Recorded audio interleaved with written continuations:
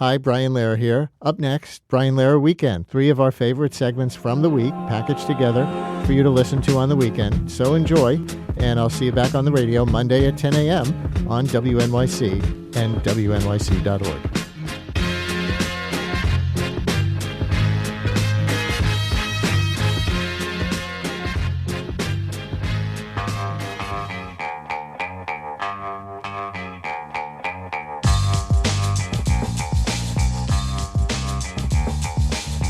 It's the Brian Lehrer Show on WNYC. Good morning, everyone. So let's talk about a standoff in the war that's not between the U.S. and Iran. You may have heard this, you may have not heard this. It's between the U.S. and the artificial intelligence company Anthropic. Now, Anthropic has certain ethical guidelines that it tries to abide by in its AI product known as Claude. They want to adhere to these ethical standards, even though they are a defense contractor voluntarily doing business with the Pentagon. This is a war-specific dispute, yes, but it also raises questions for so much of the growing use of artificial intelligence in so many parts of society and so many aspects of our lives. But on this specific story, here's where the drama began. Last July, Anthropic became the first AI company to receive a contract with the Department of War, or still Department of Defense, if you prefer.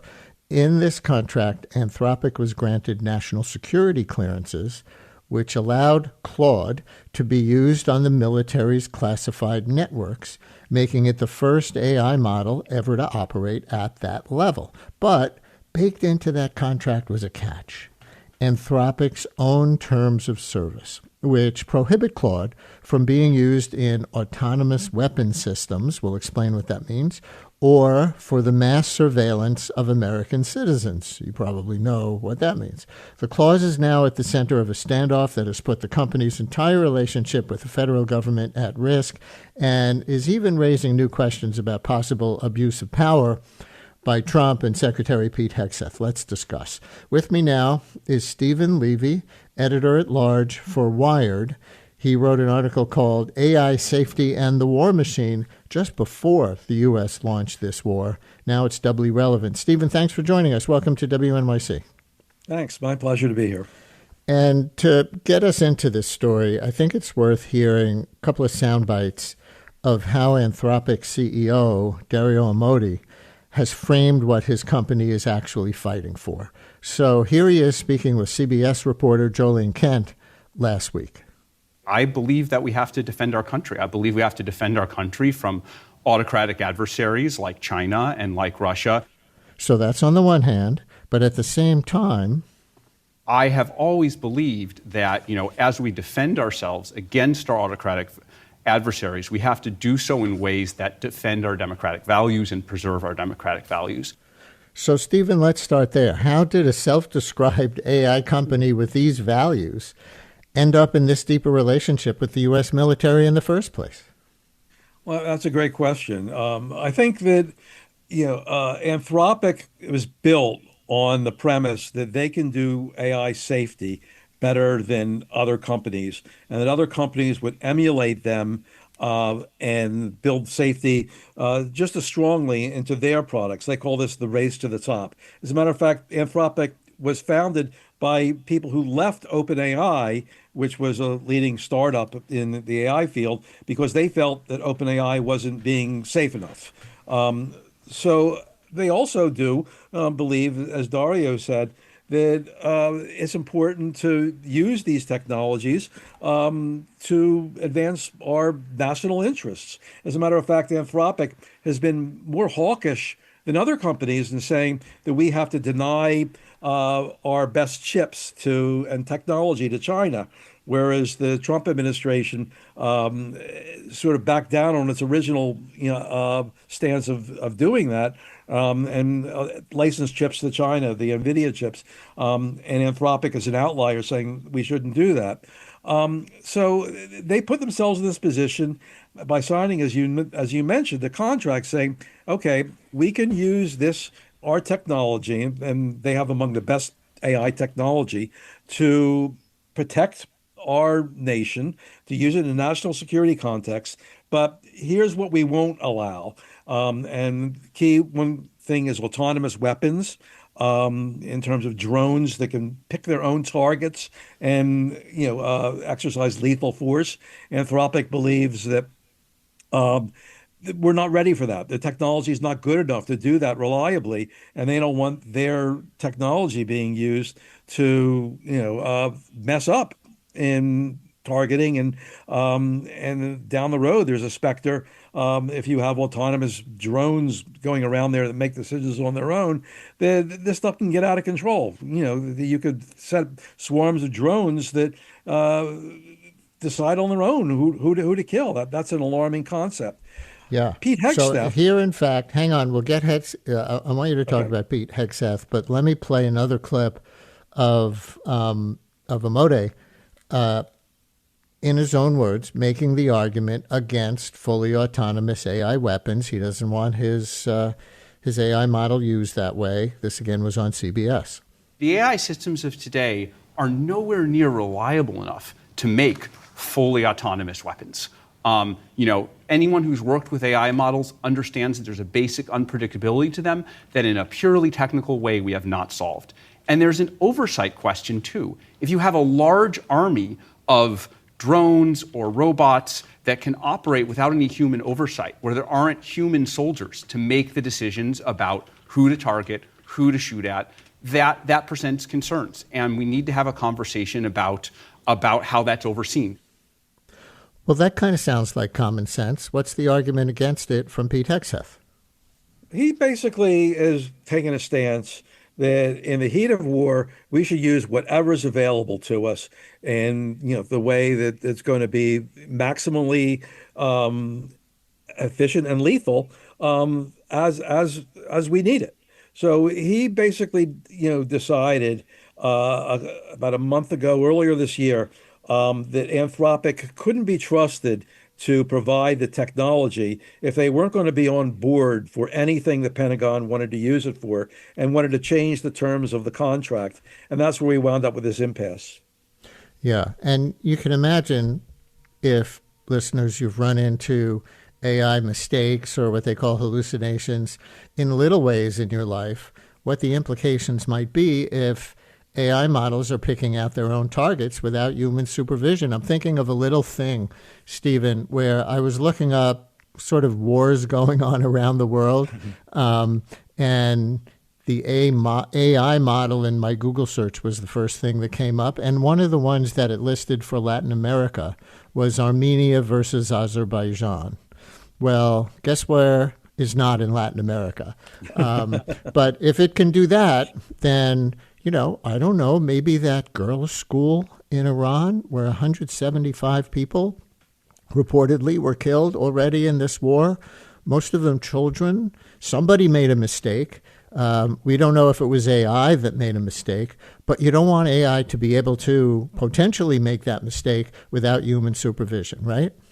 That's right. Oversight is so important when you use AI, whether you're doing research and in the process of putting that research into a final product, you got to check everything very carefully, and even more carefully, as you suggest, if you're targeting something with lethal force, you really want to be sure that you've got it right. Otherwise, you will hit a girls' school instead of a military target.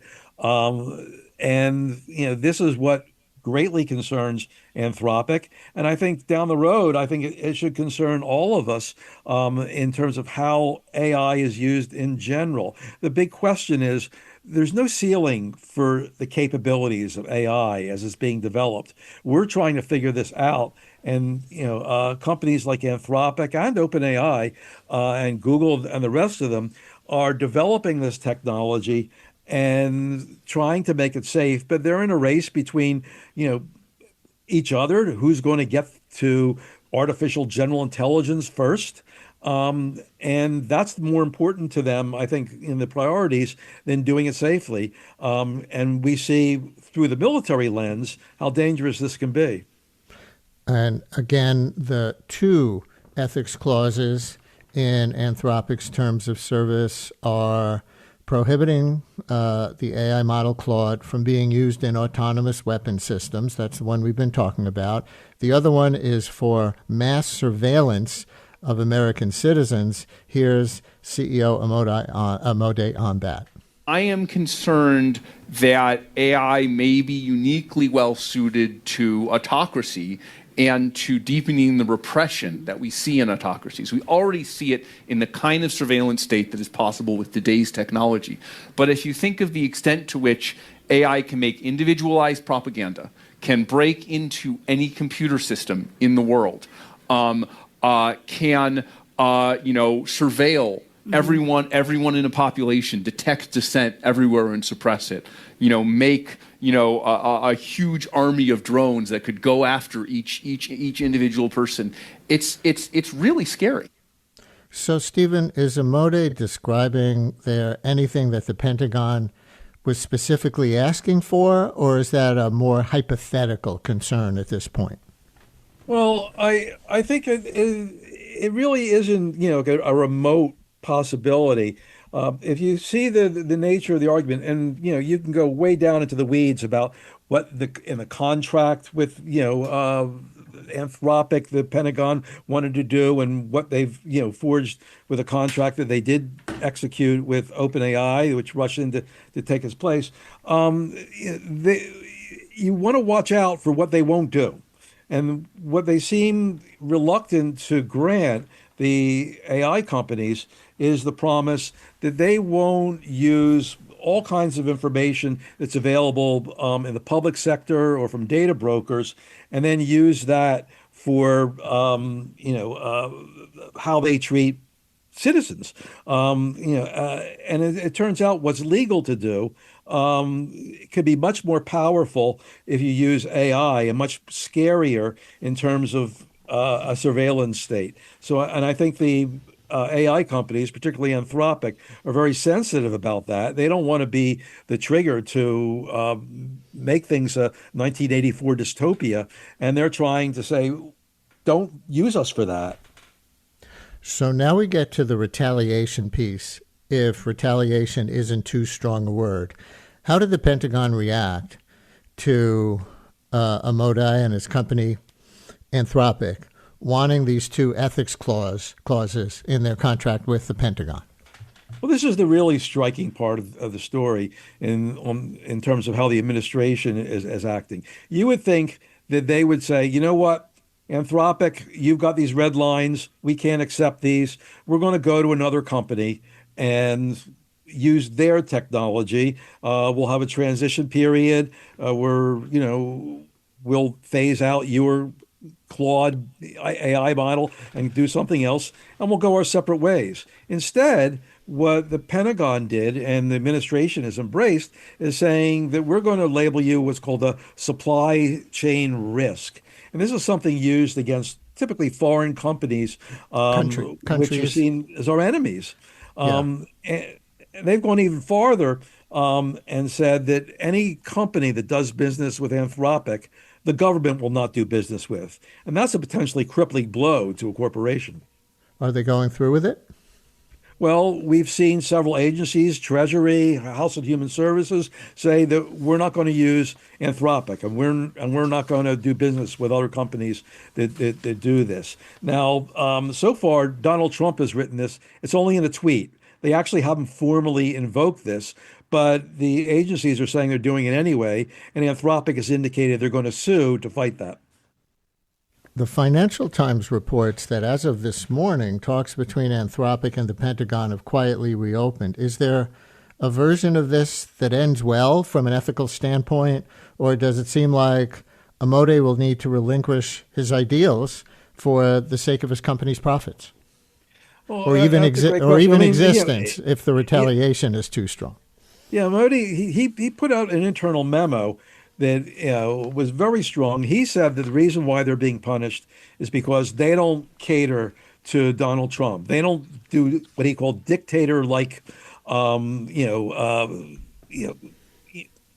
obedience to Trump. They don't give money like the one of the top executives of OpenAI gave $25 billion to a Trump PAC. And he said that's what's behind all this. So it's a little surprising that they're going back to the table now. But I suspect if that's happening, it's because the Pentagon's realizing it's maybe tougher than they thought to disengage Claude from their activities, especially during a war, and they need Anthropic's help.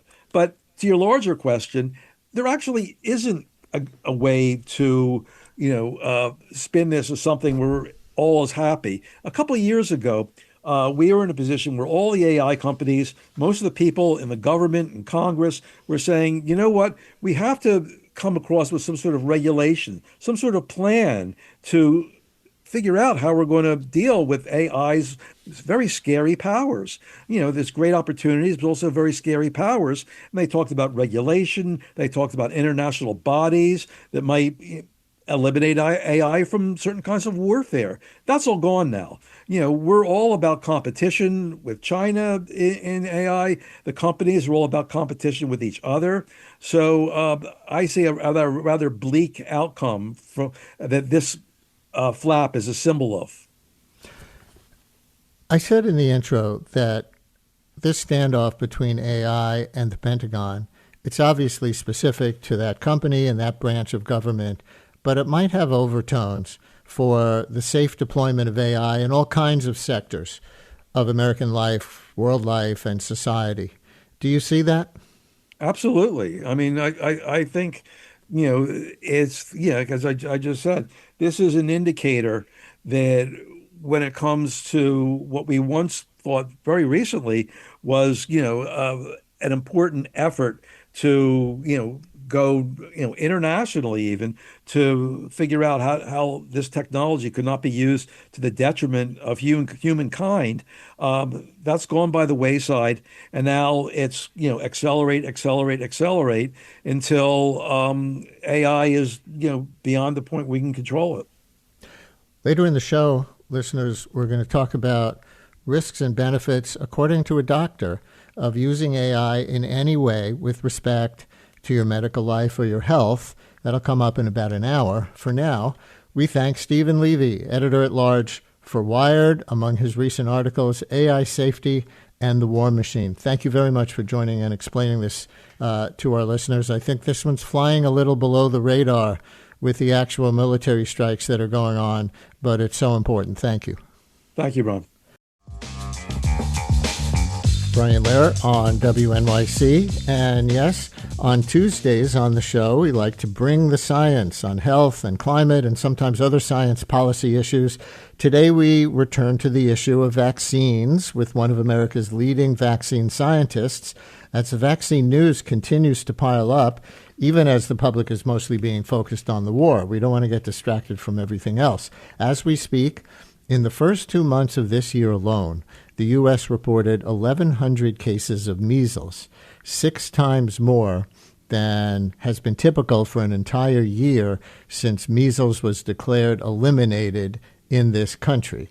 This outbreak unfolds against a backdrop of sweeping changes, as you know, to how the federal government talks about, recommends, and regulates vaccines. The CDC's Advisory Committee on Immunization Practices was overhauled. The childhood vaccine schedule has been cut, and the chair of that committee under RFK has even suggested that the polio vaccine should be optional. Earlier this month, the FDA also reversed course on reviewing a new flu vaccine that trials showed was significantly more effective than what we currently have. They then, under public pressure, reversed themselves again, and now they will at least review it. And some breaking news is that the Trump administration has apparently convinced an international panel to wait until after the midterm elections to declare if the U.S. loses its measles elimination status.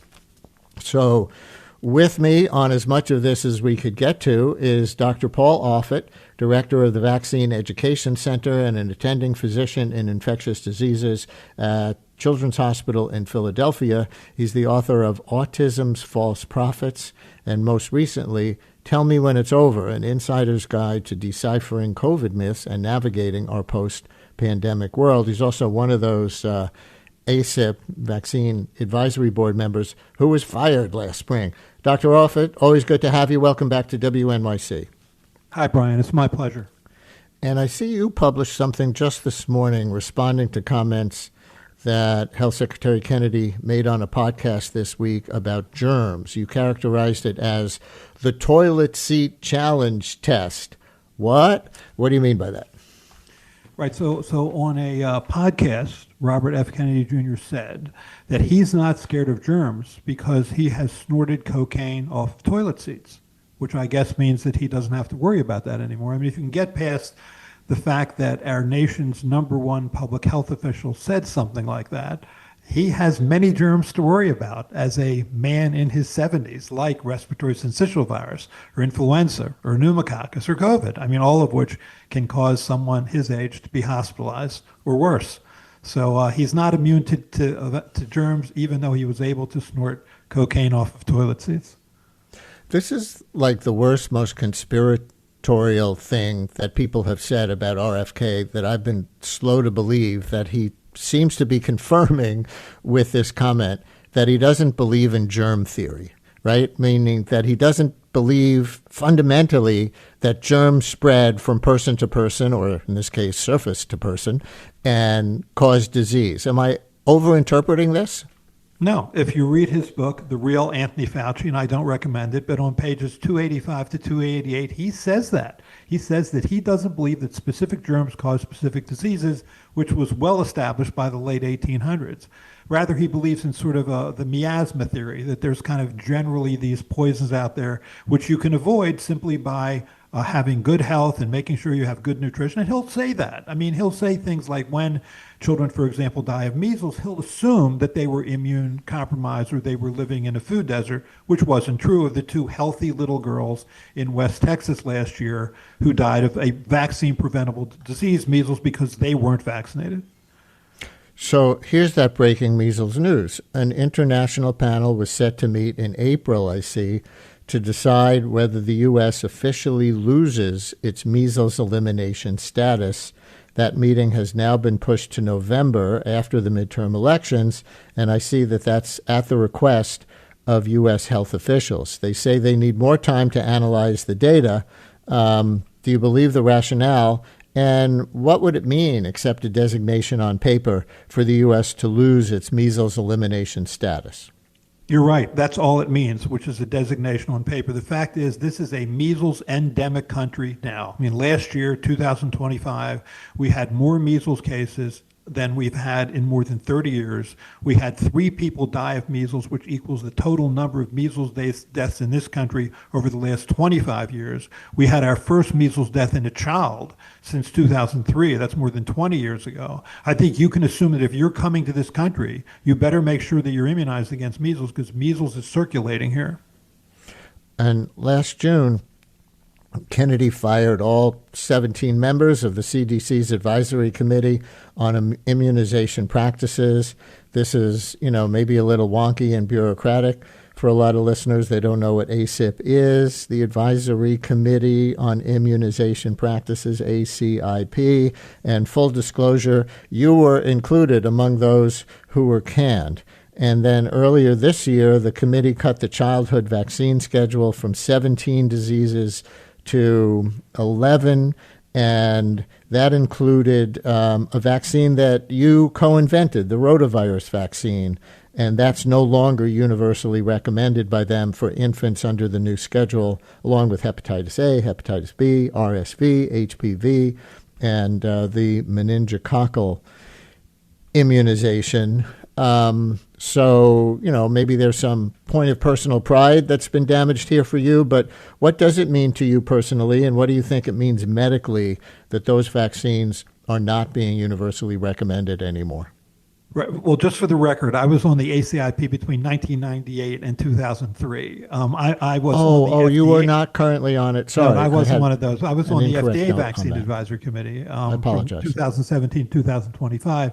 And they asked me to be on for another 4 years. I said, sure, but I think RFK Jr. blocked that. So that's maybe what you're confusing. But in any case, you're right. What he's done is he's doing what he's been doing for the last 20 years. For the last 20 years, he's been an anti-vaccine activist and science denialist who's flooded the social media with misinformation. Now he's in a position where he can make public policy and do far more harm.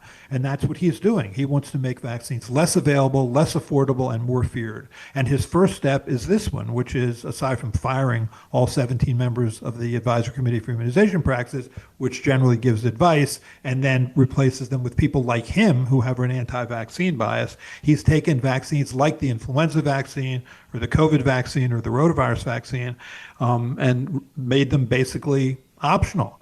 So-called shared clinical decision-making, which means you can reasonably make a decision not to get any of those vaccines, which would not be a good decision. I mean, what's true about all three of those viruses, flu, COVID, and rotavirus, is that all of them are short incubation period, so-called mucosal infections, meaning if everybody in the world were vaccinated, you would still see those viruses circulating. The goal of that vaccine is to keep you out of the hospital, keep you out of the intensive care unit, and keep you out of the morgue. By choosing not to get that vaccine, that's a very real choice to perhaps suffer with those infections, because those viruses continue to circulate. They're kind of all over the place on the measles vaccine. The CDC's new acting director, a Kennedy ally, Dr. Jay Bhattacharya, publicly endorsed the measles vaccine. Dr. Bhattacharya also, however, co-authored the memo that cut the childhood vaccine schedule from 17 to 11, but they didn't take measles out of that universally recommended.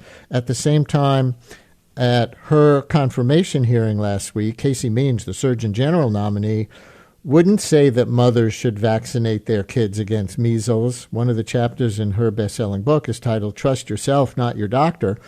That being said, she has repeatedly debunked the myth that childhood vaccines lead to autism. So taking all of these things together, they're kind of all over the place. What do you make of it?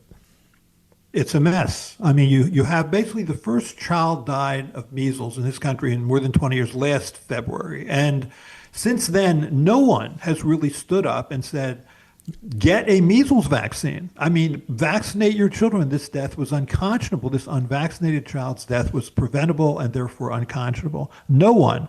Although, so you had your nation's number one public health official, Robert F. Kennedy Jr., not doing that. You have Casey Means, who was up for the possible position of United States Surgeon General, who was unwilling to clearly say that that children should get a measles vaccine. But finally, Jay Bhattacharya, in a 2-minute public health announcement on X, said that it is important to get a measles vaccine, for which he was universally adored by people at the CDC. There was an article in the New York Times saying, that this was a great thing. That's how low the bar has sunk. I mean, we have, more than 3,000 cases of measles in this country, and finally a public health official said something on behalf of public health instead of just talk to your doctor. The germs thing is still blowing my mind. Do you think that kind of underlies Kennedy's skepticism about vaccines? He has said many times that he believes that vaccines have merely lessened infectious diseases at the cost of causing chronic diseases. And so his war against vaccines, which is successful. I mean, look at the cases of influenza and measles and tetanus and whooping cough last year have taken off because of his anti-vaccine advocacy. But he thinks he's doing good. He thinks that although these diseases are coming back, that's okay, because he believes he's lowering chronic diseases, even though there's no evidence for any of that. He's that far gone. Let me ask you to do one science favor before you go, and that is explain from your point of view the controversy over mRNA vaccines in particular. RFK Jr. has called the mRNA COVID vaccine, quote, the deadliest vaccine in history, the various ones, because the big ones were all mRNA. And the news related to this is that the FDA rejected Moderna's application to review a new mRNA flu vaccine. Then they did reverse course, as I said in the intro, 2 weeks later after an uproar from the pharmaceutical industry, among others, meaning they're at least looking at it now to make a determination. But why mRNA? Remind people what it stands for. Remind people what the theory is that leads people like Kennedy to think that they're more dangerous than other vaccines, and your take as a vaccine scientist. Right. So mRNA stands for messenger RNA. In each cell of our body, or most cells in our body, we have about 200,000 separate pieces of mRNA, which make the proteins and enzymes necessary for life. The mRNA vaccines makes specifically a protein on the surface of SARS-CoV-2 virus, the cause of COVID. And it was a highly effective and safe vaccine. I mean, that vaccine has probably saved 3 million lives in this country and 20 million lives worldwide for a very small cost. I mean, it was a rare cause of myocarditis, which means inflammation of the heart muscle. But that inflammation was generally short-lived, temporary, and self-resolving. So considering this vaccine has been given to more than 1 billion people, it has worked extremely well. Why is it sort of the target then of people like Robert F. Kennedy Jr.? I think the answer is the first 2 years of the pandemic. In 2020, we didn't have anything. We sort of closed businesses, restricted travel, closed, shuttered schools, and I think that was seen as massive government overreach. And then the second year, 2021, when we had a vaccine, people couldn't go anywhere without their vaccine card. Couldn't go to their favorite bar or restaurant or sporting event or wedding, and they may be fired from their jobs. And that, I think, created this libertarian backlash, that we've kind of leaned into that left hook. And I think mRNA vaccines have probably suffered the most. There's nothing specifically about the vaccine that should be worrisome. It's tremendously safe and effective. And that mRNA flu vaccine certainly looked great. And finally, after 2 weeks, the FDA caved and agreed to honor something they had committed to in written form months earlier. So I don't know. I think it's political. It's a political vaccine, which is unfortunate. There's no current mRNA flu vaccine that's been approved anywhere in the world, is my understanding. So if this one gets through, let's say it does get approved, what does it open up? And we have 30 seconds. Right. So if you look at the data, it looks like it's 27% more effective at preventing flu symptoms. It looks like it's about 49% effective at preventing flu hospitalizations. This looks like a tremendous advance. So hopefully that vaccine will be available August and September of this year for use, because the data certainly look good. And there we leave it with Dr. Paul Offit from Children's Hospital in Philadelphia, author of books, including his latest, Tell Me When It's Over, An Insider's Guide to Deciphering COVID Myths and Navigating Our Post-Pandemic World. Thank you for coming on with us again. We always learn when you're here. Thank you, Brian.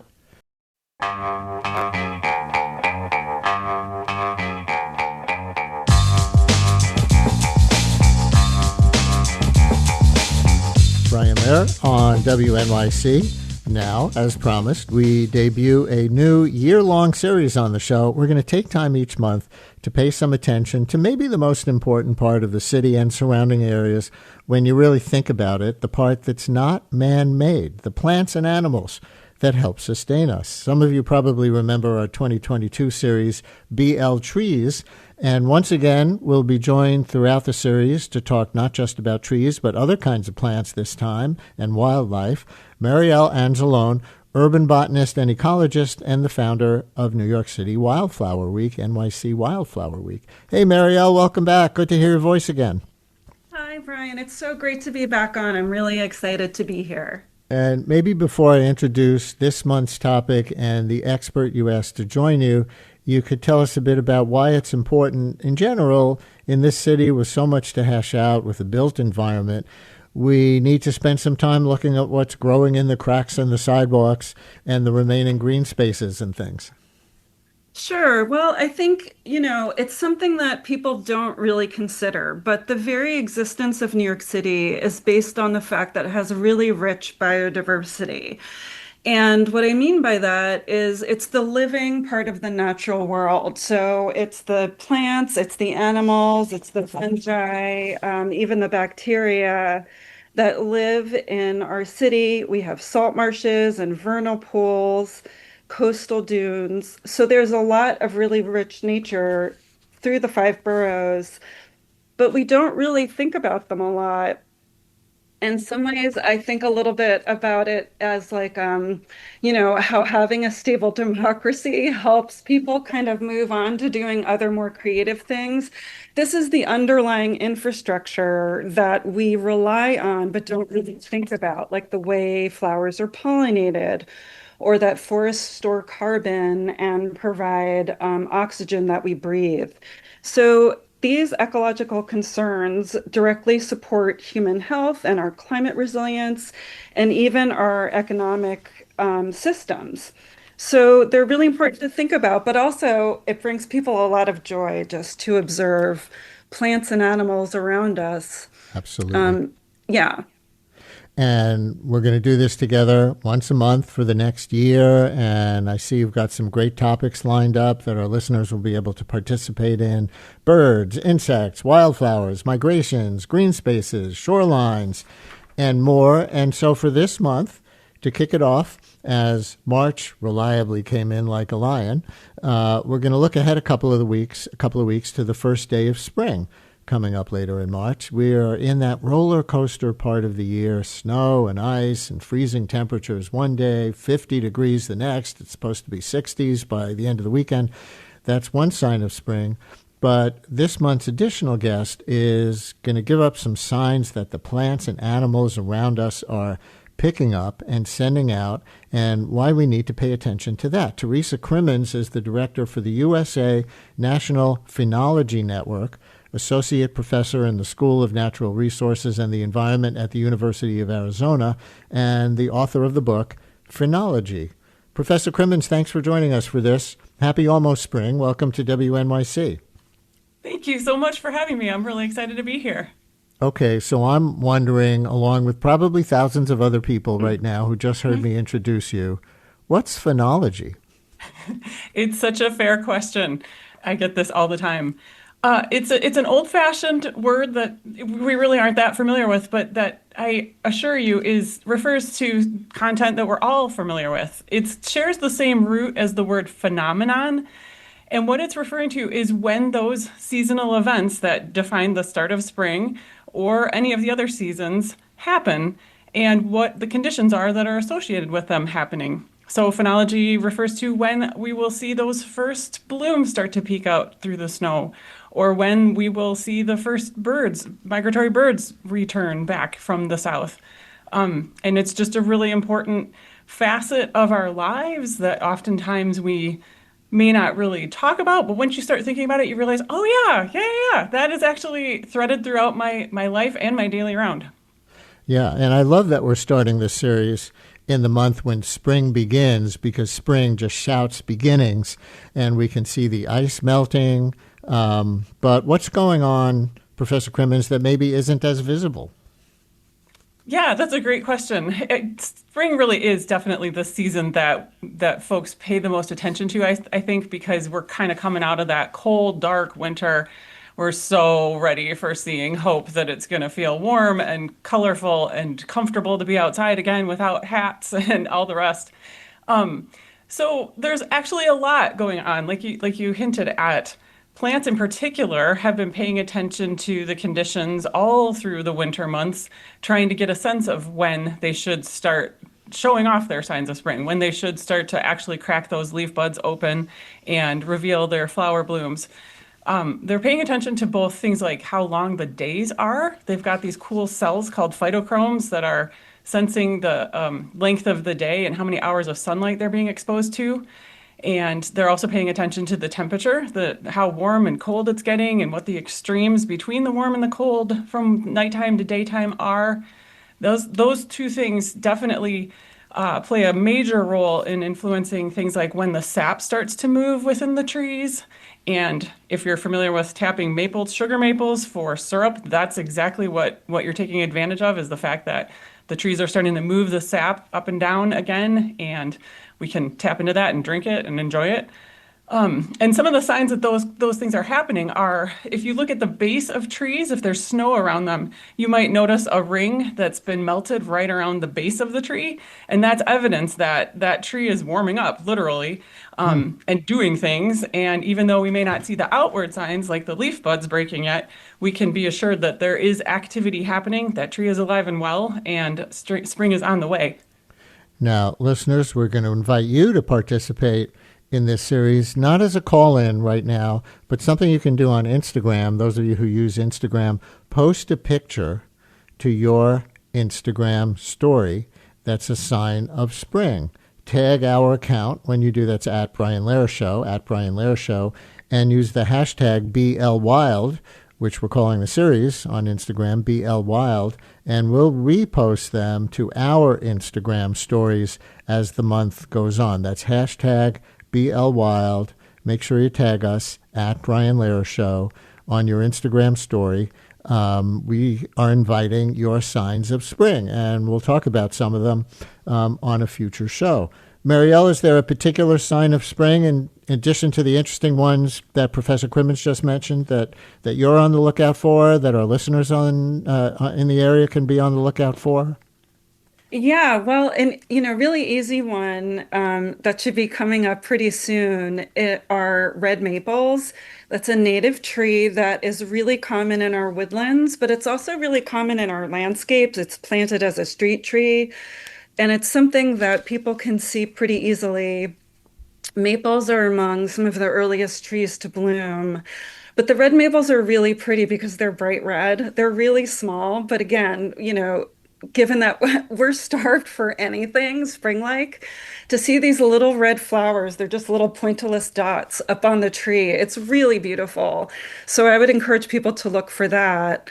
Another thing I'm excited about are trout lily. They'll be a little bit later in April, but they're so beautiful, and you have to go to the woods to see them. But they have a 6-week life cycle where they pop above ground, photosynthesize, bloom, and then disappear all before the leaves fully come out above them in the forest. They're really, really great. Neat. Professor Crimmins, before you go, I want to ask you about your work, which contributes to the National Climate Assessment. And a lot of our listeners know that made news when all the volunteer authors for the next one were dismissed last summer under the Trump administration. The 2023 one, the last one, is still findable online, although it looks like they changed the web address. But have you been affected by the political struggle going on now in the scientific community? Well, yeah. One of the most direct ways we feel it is the USA National Phenology Network was historically funded completely through federal funding. And it was steady funding from when we were established in 2007 up until 2020, when the agency, the U.S. Geological Survey, that had been supporting us, had to scale back on support because of funding cuts that they were experiencing during that first Trump administration.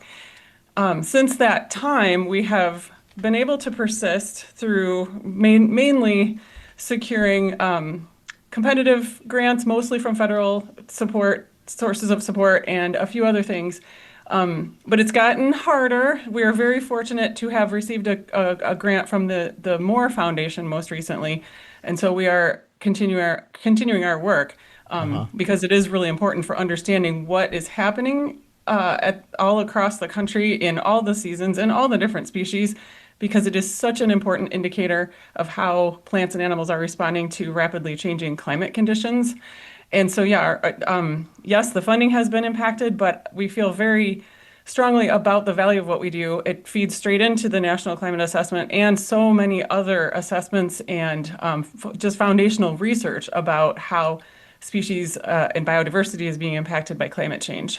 And to that point of documenting what's going on in nature, the climate and everything else, last question, just as we're inviting listeners to post pictures of seasonal change to their Instagram stories, and tag us. You have a bigger project, I see, for budding citizen scientists, your Nature's Notebook, which I understand is getting an upgrade soon. Just in like 30 seconds, if you can do it, tell us about it and what it entails and how people can see it or participate.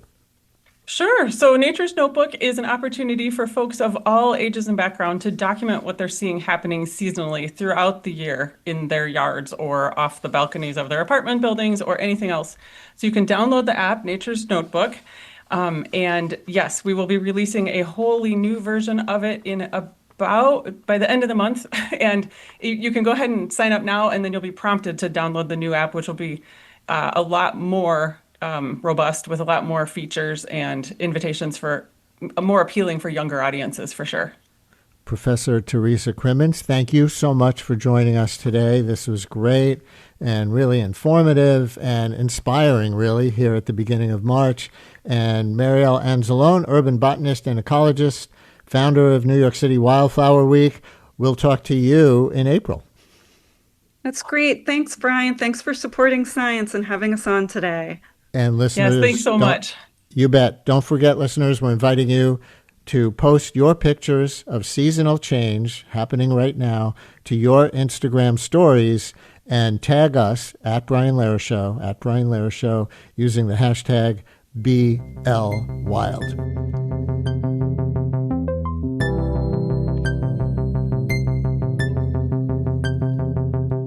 Thanks for listening to Brian Lehrer Weekend. We're back on the radio Monday morning at 10 a.m. In the meantime, follow us on Blue Sky at The Brian Lehrer Show, where there's always a conversation 24/7.